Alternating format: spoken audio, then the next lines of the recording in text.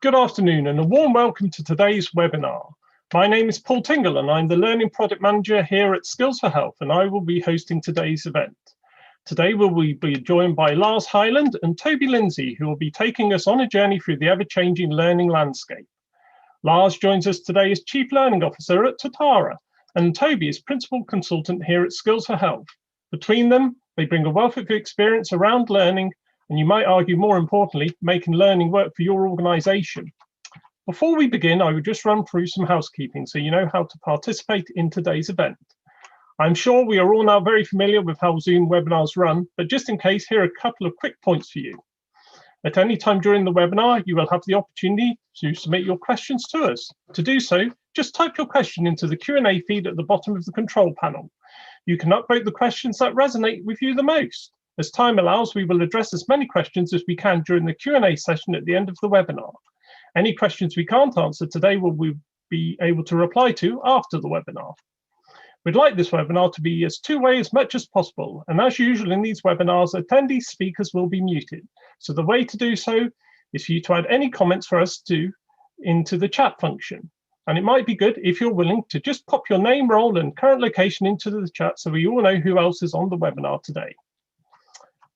If we look at learning over the last 12 to 18 months, we see radical change. First and foremost in people's minds will be the need, sometimes overnight, to deliver learning in new ways. However, we are also living in a new revolution of technology change, and that is driving the fundamental nature of how we perform daily tasks in a new direction.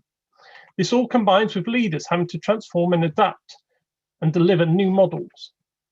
So to kick off, please let me give you a brief introduction to Lars. Lars is Chief Learning Officer at Totara and leads all their EMEA operations and is responsible for the development and growth of the Totara community, a global network of learning professionals.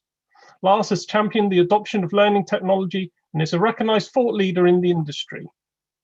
We partner with Totara here at Skills for Health to bring you LearnSpace, our learner management solution. LearnSpace is our intuitive, customizable learning management and compliance solution. So without much further ado, I'm going to hand over to Lars, who will be able to take us through his presentation. Thank you. Thanks, Paul, and welcome everyone. I'm delighted to be having this opportunity to speak with you all and hopefully interact via your questions a little later in this session.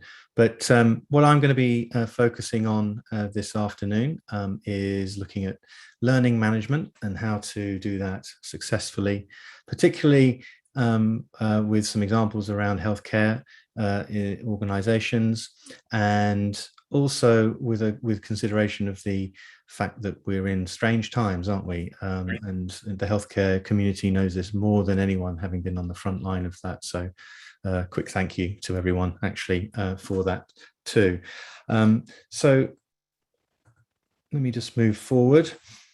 I'm going to start with some of the challenges I think that we're facing, and some of these are going to be, I think, very prescient in your own minds already.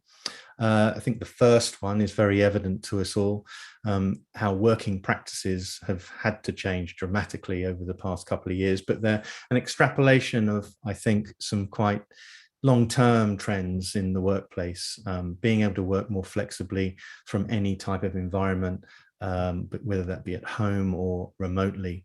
The technology has afforded that more and more, and never so more than we're experiencing right now.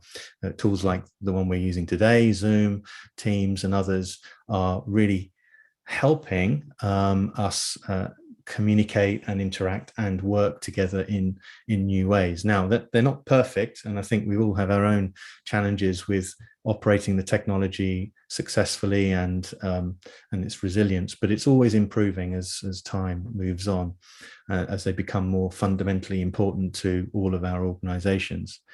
But what does that mean for us as learning professionals and HR professionals looking after our people in our workplaces? Well, particularly where we have people working remotely, we have the challenge of helping them stay engaged. And this isn't a temporary thing. While we are beginning to see people thinking about coming back into the workplace more so. Now, this probably affects more the knowledge working community than the frontline healthcare workers necessarily, but the ability to work and interact using this type of technology and how we sustain that effectively is going to be an ongoing issue, and much more mainstream than it has been ever before. Coupled with that has been the sheer pressures that we've all been feeling around attracting and retaining talent. In particular, in the healthcare sector, there's never been more pressure, arguably. There's the latest stat I've seen is that by 2030, that there's a global shortage of 18 million. So this, my slide is already out of date as of a recent Google that I did. But essentially, with so many challenges with finding and retaining staff, that just creates additional pressure for those who are in the organizations themselves. A big characteristic of this also is the aging nature of the demographics of the workforce. This affects a number of sectors, probably more so in the healthcare sector as well, is how do we keep that knowledge, or we're trying to share that knowledge before people do leave their service. So this is an increasing problem for all organizations going forward, as is just the sheer pressures that we've been facing. And I'm very mindful that as we continue to plow through the difficult periods of the pandemic, then these pressures can be unbearable, and that means that people will be leaving their workplace, and leaving, in particular, the NHS itself has been suffering from large numbers of staff and attrition. 51%, it's risen 51% in just the last 4 years. Again, I think my statistic is probably out of date, and it's higher than that as I speak. But it leaves that a very, very clear challenge of how we can attract and hold and bring new people into our workplace, and to ensure that they're well supported so that they will stay with us, and to work productively and happily, and with very mindful about their well-being. Because at its heart, what people are looking for in the workplace is the priorities are changing. In the past, there was very much a focus on the manager subordinate type of arrangement, and it was any performance conversations probably centered more on people's weaknesses than their strengths, and it was about having a job and maybe having that job for quite a length of time. Now, the dynamics of that are shifting in the mobility between roles and the way people's careers are progressing is that there's more readiness to move around, and the reasoning behind that is that people's views of work are much more blended, perhaps with their lifestyle, and there's a desire to ensure that there's an alignment between my own set of individual values and sense of purpose and those of the organization that I'll be working with. I think in the healthcare sector, that alignment is strong, or usually is very strong. In other sectors, it can be a little bit more confused, and so it can be more of a challenge there. But it's also put under a lot of stress and strain if the working environment itself isn't supportive. So with the rise in pressures for attracting and retaining talent, it means that those people that are already inside your organization are ever more important. You need to hold on to people, and we need to ensure that they have the right mix of skills that they need for now, but also to prepare them for the big changes in the future. And there are significant changes arising ahead, not least that within the next 10 years, or 9 years, in fact, 2030, that 1 billion people are needing to have fresh skills, new skills, to remain relevant and employable, fully employable in the workplace as it evolves. And the key drivers here are the digital transformation that is very much in play. We've seen with the advent of the pandemic the impact of rapid technological evolution, both in terms of the production, the identification and the production of the vaccines, the rollout of new ways of communicating with the public to try and manage the processes more effectively. We've seen leaps and bounds in that. We've also seen challenges with it, obviously, as well. But essentially, that's not going to change as we go forward. Hopefully, we'll come through in a more stable way soon with this current pandemic. But I think it's fair to say that we're going to have ongoing challenges and uncertain events arising. So that requires new skills in terms of grappling with the technology that we have in front of us. So digital fluency, the ability to really understand data, to analyze it and respond effectively to it, are skills that more and more of us are going to need to adopt. Plus also the ability to incorporate more agile and team-based working. Some of that is very prevalent already in healthcare settings, particularly in emergency areas. Team-based working is really central to saving lives and keeping people healthy. But in other parts of the economy, then that shift away from command and control to a more collaborative, consensual, consensus-building, decision-making structure is one that is going to become much more prevalent. So that organizational design is being impacted, and that will influence how well we can really support large volumes of people from being in with the current set of skills to a more prevalent and recognizable skills that they need for the future. And according to the World Economic Forum, here are 10 key skills that are going to be much more in demand just within the next 9 years. In fact, they also report that these skills really need to be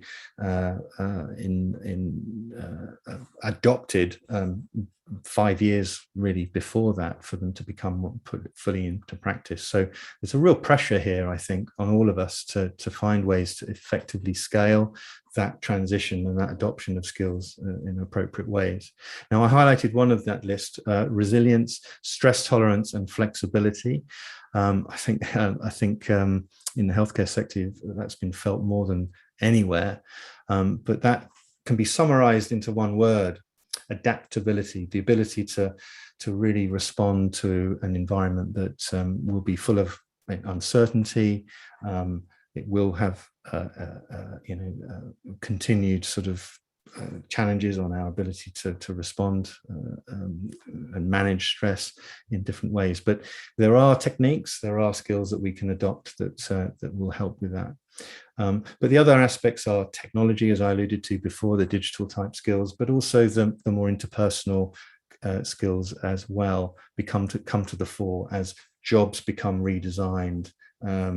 The impact of technology will obviously automate whole swathes of current job roles. So those jobs will be redesigned, a mix of competencies and skills that those roles will change to will be more in line with these 10 that you're seeing on the screen right now. I'd encourage you to take a closer look at that report. It's quite insightful. And one way of looking at our overall objective and where we want to be with our organizations in supporting learning and acquiring those skills and is to build an intentional learning culture. And this is a phrase that I think McKinsey have really popularized in saying that learning is no longer something that's a just in case. It's something that is firmly an everyday activity that we do, and it needs to be recognized as that, and people need to have the space and the time to do that effectively. And these 5 steps that you see on the screen here characterize a well-designed learning experience.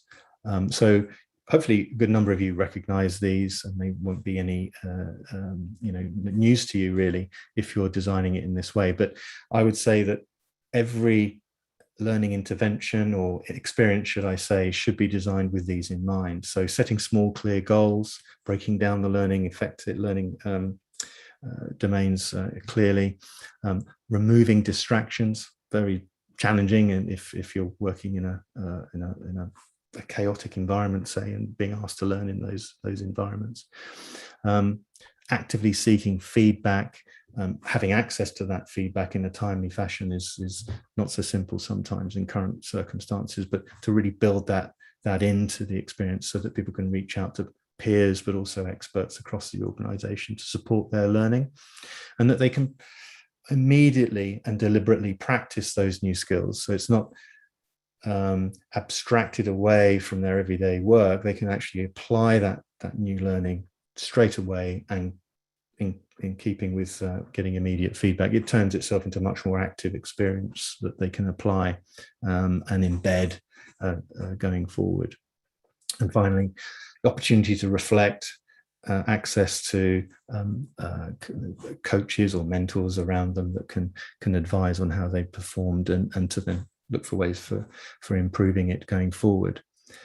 So I very much encourage us all to try and build these in at all levels. They affect programs, but it also right down to sort of micro learning pieces. You can design elements of this in and encourage these activities to occur. So a fourth challenge is about increasing efficiency and removing roadblocks. And so the challenge here is that often when we're working in organizations, we struggle to have visibility of who's doing what, when, who has the knowledge that can help and assist me, and vice versa, how I can help others. And that's a common cause of frustration and delay in achieving success in the workplace. So being able to do that more effectively is really critical. And that, I think, is underpinned by the choice of technology that we use in our organizations. If we don't feel like we have control over it, or it's not flexible enough or adaptable enough to support us, then that can create real challenges in working effectively. So we want to make sure that the work environment feels as friction-free as possible, that we can use our tools well, they're not getting in the way, and they're not slowing us down. Now, I know that can be challenging in certain areas. Having worked with many NHS trusts in the past, I've seen some issues around that. But I think, again, moving forward, how we can design those experiences that wed together people's use of technology and the technology itself, so that it's as efficient as possible.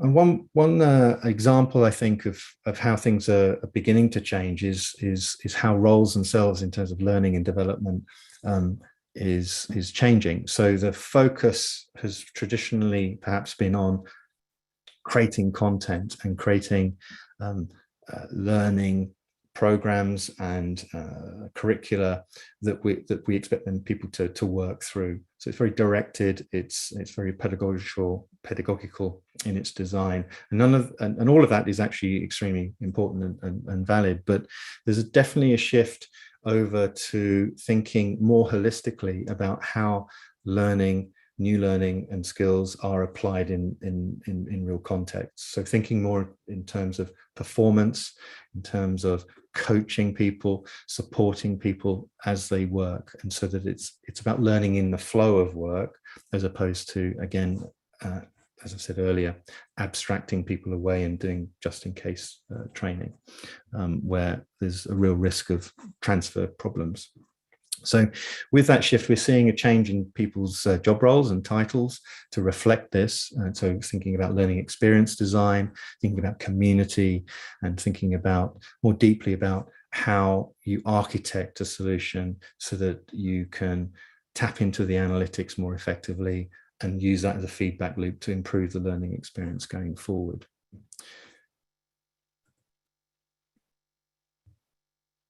So let me show you a few learning management practices that I think characterize what I see right across the Totara community, which extends to over around 100 partners around the world and 1,500 organizations around the world using Totara. How do you do that really well? How do you implement a learning management technology project effectively? So one tip is to really look at this as a change management exercise. So strike a balance between the stakeholder communications that you are offering. Don't offer too much information, because that can lead to overload and people switching off. Equally, too little leads to a lack of engagement. So try and personalize the information that you're sharing to ensure that each of your stakeholders, the users, admins, managers, trainers, learners, they all understand what the project's about, and they're equipped to be able to participate accordingly. Technical engagement.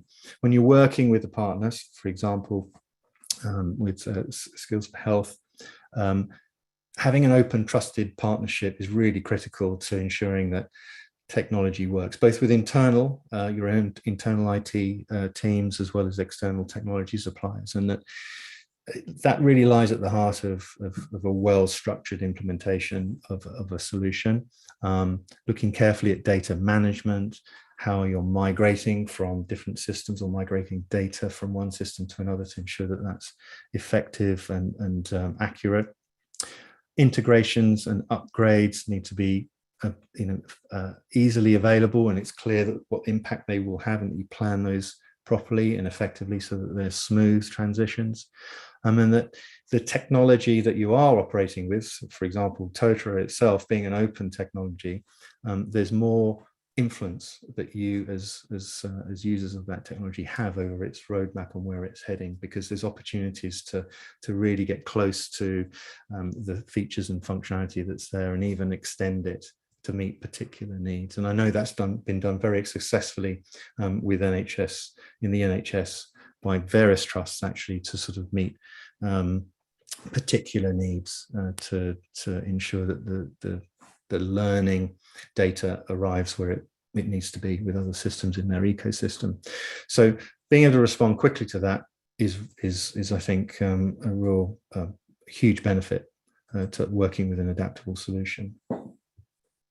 Number 3 of the tips is a functionality audit. So while there's lots of features and functionality that you can tap into, particularly with a mature and rich solution such as Totara Learn, is that it's worth going in and looking carefully at the features that you are using. Are they appropriate? Are you using them effectively? Are there things that you haven't really started to sort of get full benefits of? It's worth reviewing the release that you're on and seeing is it the most latest release. What can you gain from having the latest one, and what benefits will that bring to your particular organization? Check the usage levels of those functionality, and it's worth knowing that you can switch elements of this off so that you can really simplify the experience for your audience as required. And training and support is also important to have for those implementing and managing the learning management infrastructure that you will be deploying.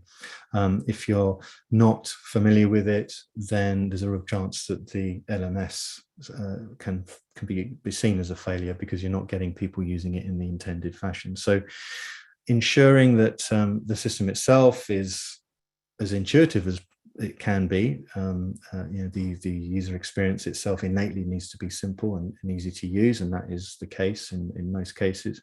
But it's important to be proactive, provide the right support for end users, and give a real robust feedback process for them.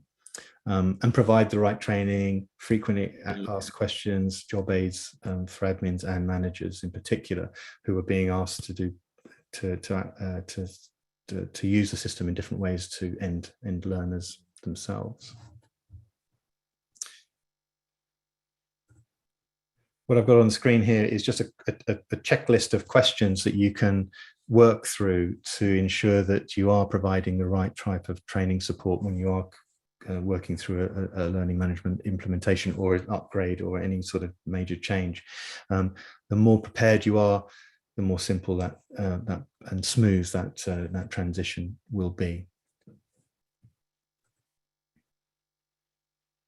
And finally, I think, is the systems integration. So being able to integrate with other systems is a key benefit of an open technology framework such as Totara.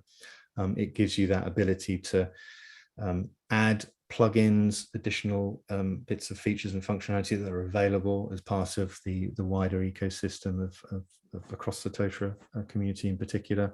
But it also means you can also build some custom integrations where it can add significant differentiated business value for you, or remove some real obstacles, as we've talked, or roadblocks, as I was talking about earlier.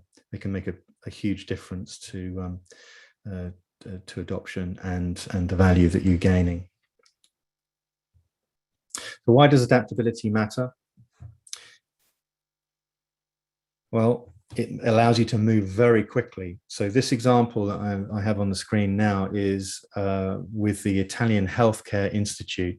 Now, they had to respond, as I'm sure you're all very, very aware, very quickly last year, as did most countries, to the pandemic and its impact.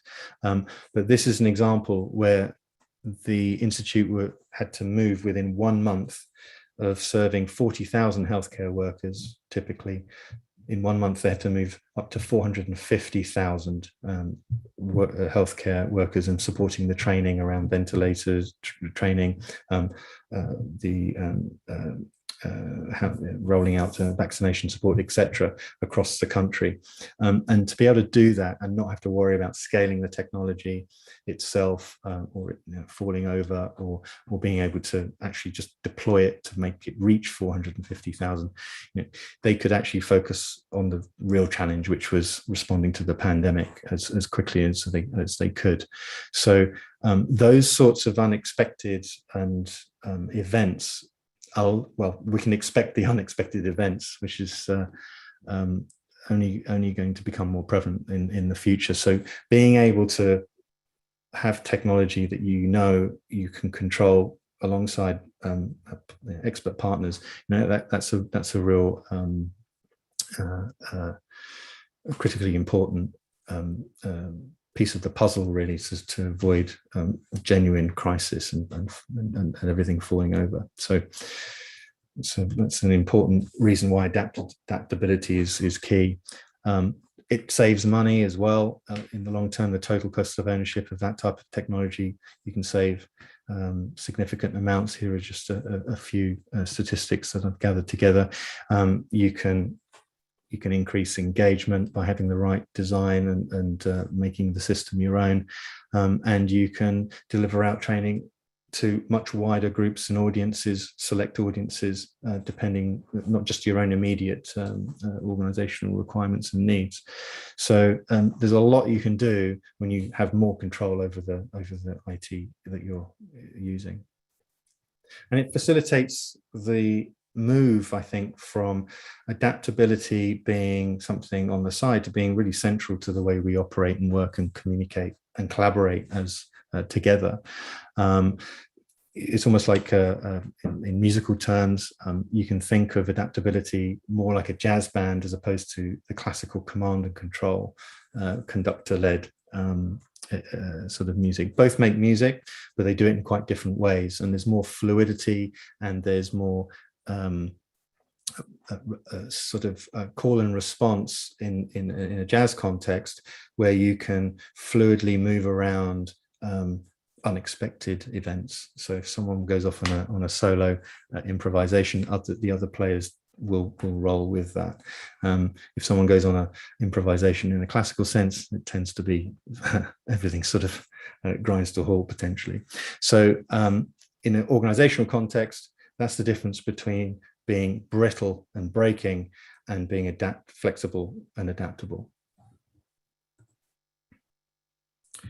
And I think this is what we're all working towards, building a workplace where we achieve this virtuous circle and cycle here, so that everyone does feel part of a cohesive team, that they have the right resources to do the job at hand. They do receive feedback, constructive feedback, in a timely fashion. They know what to do based on the company goals, the team goals, and now down to their individual goals, and that they can upskill and develop in the desired areas, and that they feel valued and listened to. Now, that may sound sort of like a utopia, really, and it probably is in many respects. But I think it's important that we all keep in mind that this is where we want our organizations to be. And at Totara, this is what we've managed to do, is bring together the three key elements that will lead to that effective talent experience. And that's the learning management, the ability to engage and collaborate, and also to support performance and manage performance in much more fluid, continuous fashion. And this very much maps onto what motivates people in the workplace, which is the ability, to master skills and to continue to develop, to work in an autonomous fashion so that they feel psychologically safe to be able to challenge and express what their skills and to work with others in a safe way, and that they all feel very aligned around common purpose. So I'll just leave you with this slide here, which is the system as a whole. It's the Totara Talent Experience platform. It's something that the team at Skills for Health are very close to. So I'm sure you could learn a lot more about it working with them. And also just to invite you all into the Totara community. It's a free space, totara.community, where lots of other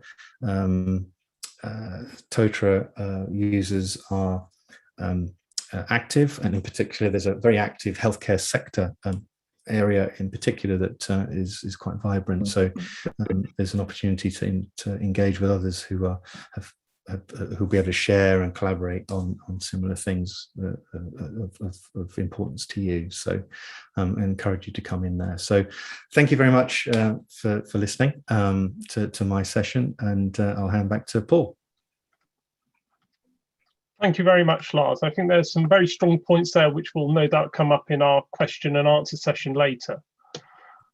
Thanks to everyone that's given a quick hello into the comments box. Please remember that you can use that to make any comments as we go through the presentations today, or please use the Q&A at the bottom of the screen if there's any specific questions you'd like the team to pick up later. They'll be more than happy to answer any specific questions you've got. So without much further ado, I'm going to hand now over to Toby Lindsay. Toby is our Principal Consultant for Leadership, Management and Organisational Development here at Skills for Health. Toby's focus is on supporting learning for a positive benefit and impact at the individual and organisational level, bringing his breadth and depth of skill and experience to this work. He has worked closely with the healthcare sector for many years, so we are very fortunate he will be sharing his insights with us this afternoon. So over to you, Toby. Lovely, thanks, Paul. I'm just checking, yeah, there we are, making sure my camera's on. Thanks so much, and there's so much in that presentation from Lars that just really resonates as with my practice as an organizational design and development consultant and learning professional. I've been involved in adult learning for 25 years in a number of different circumstances and contexts, and I just saw a really interesting question pop up there that we may talk about later, but I'll stick to my to just a sort of small piece I want to talk about that I think has really taken us somewhere over the last 18 months or so. And in terms of all the kind of learning, development, teaching, leadership development, management skills training work that I've been involved in for a good 20 plus years now, we have used technological support. So a learning management system might hold some stuff for people to kind of go and look at or read, or organize resources, give people things to access. But the real, the work we would say is done in the room. And there's an example of basically my previous workspace, incredibly familiar. I'd be spending a bit of time in there organizing the chairs, making sure the spaces were right. Is the light okay? Have I got enough flip charts? Have we got good working pens? And then bring people into a physical space to do the work. And that is, that was kind of held as being absolutely the preferred option. there would be greater connection. There would be experience ourselves both physically present to each other as well as cognitively and emotionally.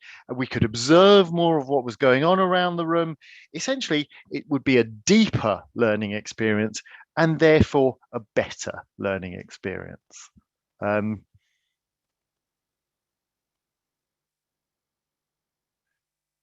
That's right. And if not in the room, outside the room. The last place I worked, Roffey Park Institute of Leadership and Management, beautiful location in the south of England. People able to kind of be in the room. I can imagine it now, sliding door down the side and go out for a walk, talk to each other, experience kind of being with each other in this wonderful space, or maybe go for a walk on your own and reflect.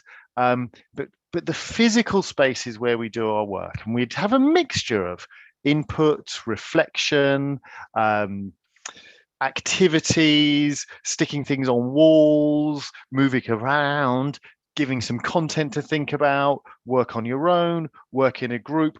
All of that would be the kind of fundamentals of a good quality learning experience. And that was pretty much accepted. And some of the work I did at Roffey Park, I started to talk about how could we kind of do things that live beyond just the time people spend with us. And one of the things I had started to really reflect on was that people would come on programs and they'd finish the program, say that was brilliant, really great kind of feedback sheets, and then I'd see them again 4-6 weeks later and say, this is really good, but I'm just trying. It's really difficult to kind of taking the learning back from this environment into the work environment. And if you think about that, I think, well, yeah, it is a very different environment. It's a very different setup, this beautiful space that we might share together.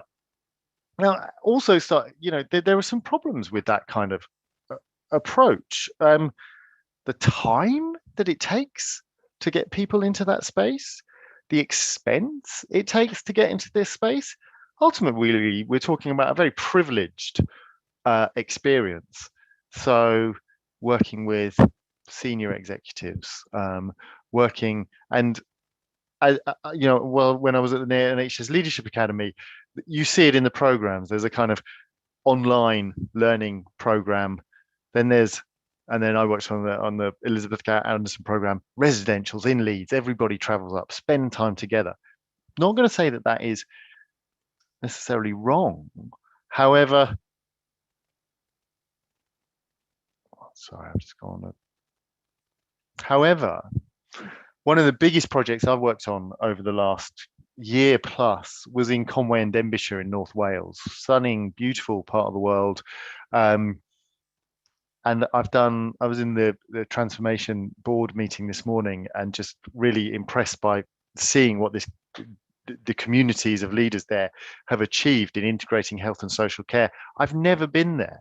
One of the things that used to be really rich in my job was the travel, but there was a bit too much.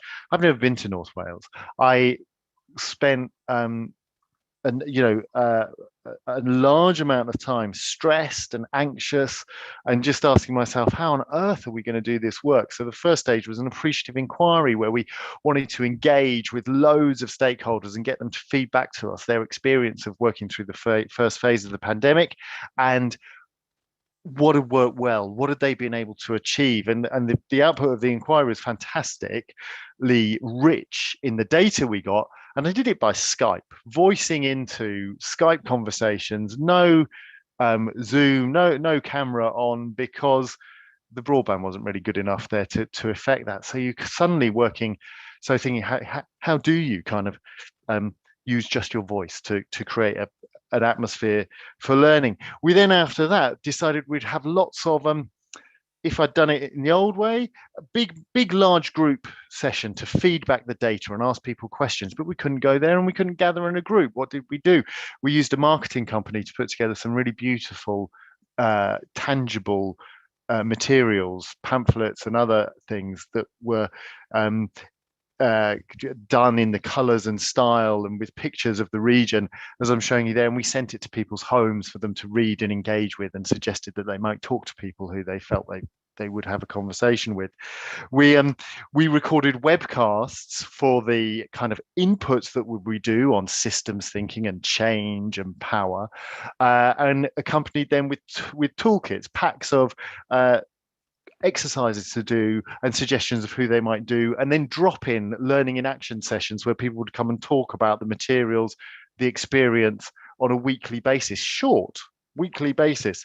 Other innovations to try and those things I've just talked about have created a legacy. So when I was with the communities today, they were talking and using the language. They were excited about the future.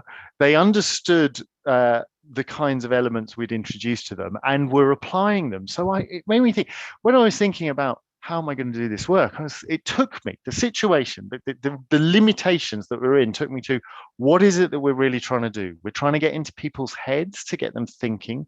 We're trying to get into their hearts to get them feeling an emotional connection with their work. We're trying to give them space and perspective. I think we've managed to achieve it. So another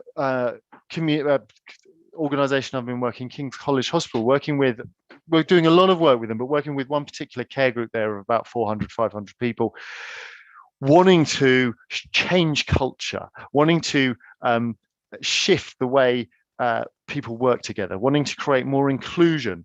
And we've managed to do that by running large group interventions, big meetings that are accessible to everyone. We're able to record them. We're able to play things back. We're able to get people in a room of 400 and then put them in a room of 2 using Zoom and then back again. The content is accessible to them at their time. And again, we've used things like webcasts and various techniques for them to be able to engage with useful stimulus. And we've created a peer network of people in groups of 3 being connected through email across the organization to do the coaching work, the conversations we might have said, go out for a lovely walk and have a chat. We still actually say, go and have a lovely walk, but just phone the people you're going to talk to, or get on a group call, or do it sitting down through Teams. It's been really rich. It's got lots of engagement. We're hearing that it's been sort of successful in shifting things culturally and bringing people together. All of this sort of reminds me that actually I have a coaching client that I've been working with for a significant amount of time now, who I've never met or seen. I trained as a virtual action learning facilitator trainer 10 years ago and thought it would be second best, but very quickly realized that, and then it was Skype voice to voice, not with pictures, because they then realized that people can really do amazing work together, listening hard and asking questions.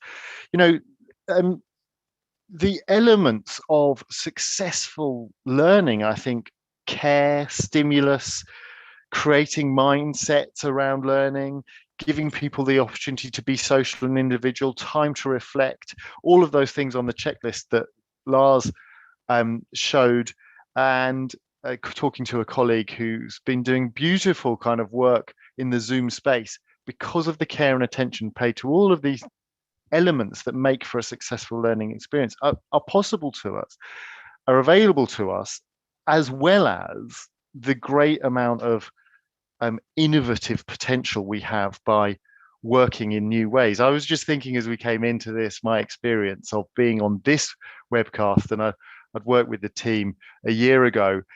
There was music, there was a really staged beginning to the process, getting people to put things into the chat.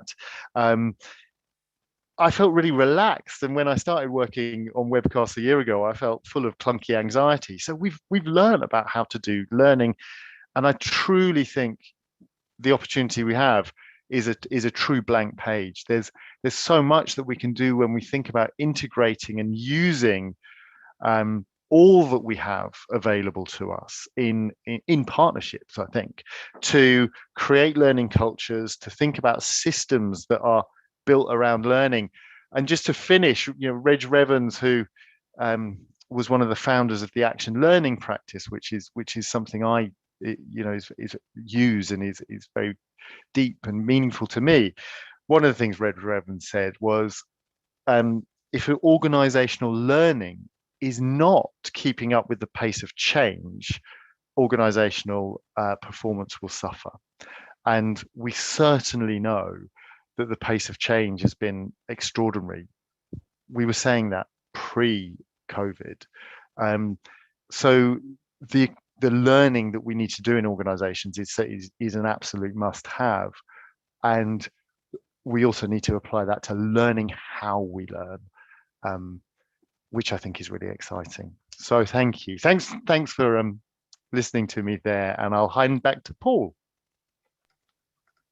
Toby, thank you very much for that interesting slideshow there and discussion points you put across. So now we're just going to have a very brief sort of discussion with Toby and Lars. As I said, if there's any questions anyone wants to put towards them specifically, then please add them into the chat or into the Q&A panel. Toby, I believe you were just about to answer the question that came through about people using their cameras, but managed not to get yourself too distracted. Well, just there is what I think is going on is something, certainly pre-COVID, if I think of in organizations, it's very common to have cameras off. It's become more common to have them on. Having, encouraging, so one thing that working with a producer or working with other people as we're doing now and sort of inviting people to turn them on. I think you have to bring people towards you. I think also recognize that there are valid reasons why people are not turning them on. So not making it too much of a thing, but continually saying, really lovely to see you. Please do turn your cameras on when you come back in. Acknowledging that when people do, what it's like for me. So I'm thinking about the kind of emotional connection we have as people trying to learn together. The same things are going on. I don't want to expose myself. I might want to stay a bit invisible. I'm actually trying to do something else, but creating that welcoming environment and encouraging more and more of connection. And there are multiple ways to do it. Thank you, Toby. Lars, is there anything you wanted to pick up on the presentation from Toby particularly? Well, yeah, very insightful, and there's a lot of experience there, Toby, that you're drawing on. I can really tell. Is you brought up about the importance of place and environment, and I think that's really critical not to forget that in a time where we have lost elements of that or have a sense that we've lost that. I think with my experience of designing blended learning in its truest sense is that it incorporates all sorts of different media and types of activity, and that's also about place, because it's really essential that when you're guiding people through what can be quite a positive sort of stressful situation where you're adopting new skills and new things when you needed to practice them, you need to have a recognizable place in which to do that. And increasingly it's going to be mixed mode, isn't it? Because a lot of our practice will be partly in a physical space, but it'll also be in a virtual space, so we'll be mixing the two together. So I see that happening more and more with people's natural work, is that it's a blend anyway. So the learning experience that you design has to reflect that as well.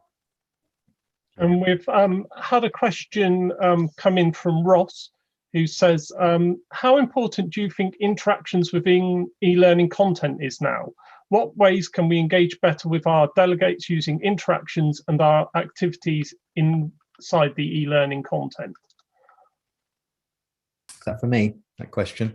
Yeah. I can answer that first. Yeah, it's well, I think I think there's been a lot of poorly designed interaction in e-learning over the years, in that it's been there just for the sake of clicking buttons and interacting in fairly superfluous ways. So and that comes down to design, isn't it? And being able to apply design well. If you think back to the good old days of desktop publishing, just because you had about 1 million fonts that you could use doesn't mean you use them all.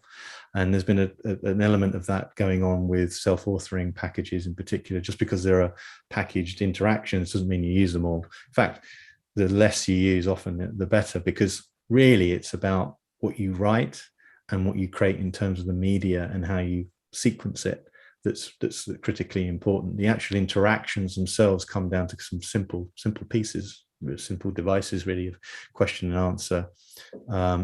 Or you go the other end of the spectrum and you properly simulate situations. So that can also be, I mean, in healthcare, you do that really well with physical environments and simulating situations, but increasingly the use of virtual reality can be really effective in giving people an immersive experience. And then you've got mixed mode with augmented reality, where you can use that in a performance support context. So I've seen it work really well, where you're able to use a phone, you just hold it up and point at a piece of equipment that you're not particularly familiar with, and up pops the relevant information about which buttons to push or advice as to what you should do, even holding it up to certain drugs and packages and how do you administer these things. That type of movement from sort of completely abstracted, packaged, simulated training to one where actually you're getting nudges and support to actually do things when you're meant to be doing them in real context is, I think that pendulum is moving across to there, to more performance support thinking. Which I think has really, in the kind of, the box has dissolved, so let's think outside it. So activities we might do with a group in a room would be to go away and run through some coaching type questions and interact with each other. We can do that there's an exercise where you just read the questions and get everybody to write them down. That's totally possible through a automated prompted system. I've used that, it works really well. And then I'm start thinking, well, we could have a theme of a particular piece of content around leadership theory and interactions that come up at lunchtime for you that ask you 3 questions daily. Then you just get to jot stuff down. There's so much that is possible when we realize that what we're thinking about is the impact and output, not the way we used to think this should be done. We've got another question which I'm going to come back to just in a brief minute. I just wanted to sort of open it up a little bit wider. I attended a webinar the other day by Simon Brown, who's the Chief Learning Officer at Novartis, and he presented some really fascinating stats. It was 26% of people's current skills will be gone in 3 years' time. 46% of people have to develop new skills in the next 3 years, and these are skills that we're not even aware of. They're for technologies that might not even exist. And 50% of all employers will need reskilling in the next 5 years. Toby, perhaps you want to lead off on this, but how can we adapt to such rapid change? Well, the thing that first comes to mind is the skills that support that are skills of learning how we learn, critical reflection, being able to, and also remembering, I think, what learning is like as an experience. It's quite stressful, it's quite difficult. We do so much learning all the time. We're very, very good at it. However, recognizing that being skilled at learning and being skilled at recognizing that learning is a difficult experience and therefore needs support and needs culture and needs good management practice, and needs not to be kind of pushed on people as something that they're failing because they haven't learned, but recognizing that it's a journey that we go on. I think that stays relevant. The question is not how do we cope with all this stuff that we need to learn, is how do we use the skills that we already have and really make the time and space for them to keep learning. Absolutely. And just we've only got a couple minutes left for questions before we need to finish up for today, but Lars, I'm going to sort of pull these 2 questions together, one from Kathleen, one from Mick there. Kathleen's asked, how do we, or any tips on how we can combine physical skills training with e-learning content? Mick's was, what's the best way to train clinical skills using virtual technology? So there is this interesting position here, isn't there, about how do we take something that's very much in the real world and place it into a digital context when we talk about learning? Yes, indeed. It's I'll make one comment about pace of change, is that in my career I've noticed that I've always been fascinated by the bleeding edge. Okay, so what's really current and trying to offer that to organizations to sort of use. And what I've recognized is that a decade later, it becomes much more prevalent. So a decade ago, I actually did a session on the master's program at Oxford University, which was all about healthcare and educational practices and what learning technologies were then. And back then we were talking about Google Glasses, and we were talking about virtual reality headsets and things, and being able to actually simulate things accurately, and also use augmented reality in contexts that were live, so live surgery sessions, and getting access to others to support you in that environment. Now, that technology back then was bleeding edge, but now is regarded as basic, and now much more prevalent and ready for action, should we say. And the costs have come down significantly. So there's another iteration of this technology that will be able to more readily blend in to the learning experiences of more of us, you know. So being able to adopt, have a training room, physical place perhaps, but it could actually be a fully virtual environment where you're able to place people into situations that they would not normally be able to experience practically or in a cost-effective fashion, and make that really emotionally impactful. It could be responding to really difficult circumstances. I've seen that work really well out in NGOs working in conflict zones, being able to really put people into quite genuinely stressful situations, but they're virtual ones where they can practice their response, because they're going to have to respond if that happens to them in the real world. So you can tie these things together increasingly. It still takes some skill to design them, and I think that's where you guys come in, and others who really focus on it can work really closely with healthcare professionals to design something really effective. Thank you. We do have another question from Dave, but I'm going to suggest, just looking at the clock, that I might pass that one over to you, Lars. If you could get back to Dave after the webinar, we'll get that over to you on email. But looking at the time, and we're nearly out of time, so it's just for me to thank Lars Hyland, for our LMS partners at Totara, and Toby Lindsay, our principal consultant. Thank you to everyone for taking the time today to join the webinar. And thank you for the questions you've posed over the last hour or so.